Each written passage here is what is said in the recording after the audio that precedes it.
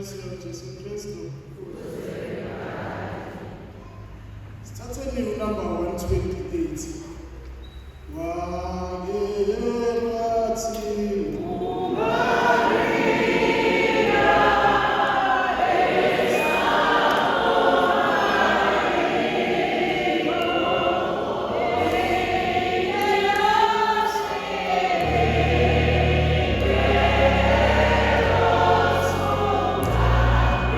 Yeah.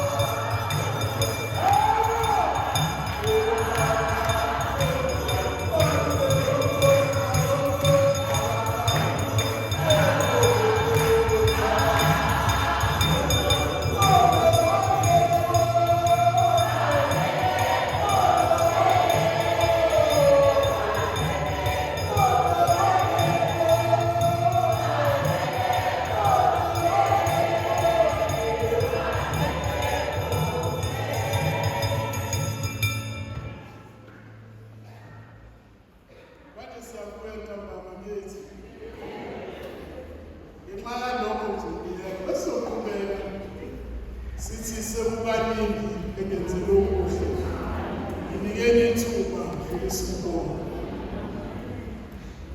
Bazalwane ufisa ukuba sibheke lo musa kaNkulunkulu. Abavulele bafuna bezoqhubeka.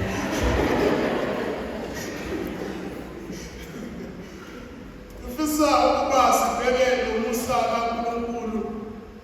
Umusa kubanene bonke. Isifundo sokuqala encwadini kaSamuel uma ngabe uDavide ekhuluma lokho akukhulumayo esobese kuphela. Thanda ukuba sibheke lo muntu onguDavide ukuba ungubani uDavide, ungani simazisa kangaka. Davide njengoba abaningi bethu bezokwazi encwadini kaSamuel uma ngabe uSawuli eya emzini kaJese eyogoba inkosi, yafika yafuna amadodana kaJese nembala uJese uyamkhombisa amadodana akhe ebese ababuke ababheke athi akekho lo emfunayo, athi akekho lo ofunwa uNkulunkulu. Umusa kaNkulunkulu ubaleke lokho. Ubeka uSawuli afune abese ethi uJese, yebo ikhona indodana ekhona engekho phakathi kwalawa engaphandle ekwaluseni. Athi uJese ibizeni. Mangabe efika umfanyana onguDavide athi uSawuli uye lo emdingayo, uye lo uNkulunkulu azomgcoba, uye lo uNkulunkulu afune abe inkosi. Ngoba umusa kaNkulunkulu ubaleke bonke. Evangelini lanamhlanje lokuloba kukaLukas, uMaria eyintombazanyana, uMaria eyintombazanyana engaqhamuki nasebukhosini, eyintombazanyana esingezwa lutho ngaye ukuthi wayefunde kanjani, wayecebe kangakanani, okanye wayazana nabantu abanjani. Kepha ingelosi uma ngabe ikhuluma naye ithi, wena Maria ufumene umusa ngoba uzazala umsindisi. Ngoba umusa kaNkulunkulu ubaleke bonke. Ubeke ivangeli bese sithola lo muntu wesithathu uElizabeth, isihlobo sikaMaria. Elizabeth wayekuzwa ngenyumba ngenxa yokuthi wayengabatholi abantwana. Elizabeth wayeyinkazi emphakathini.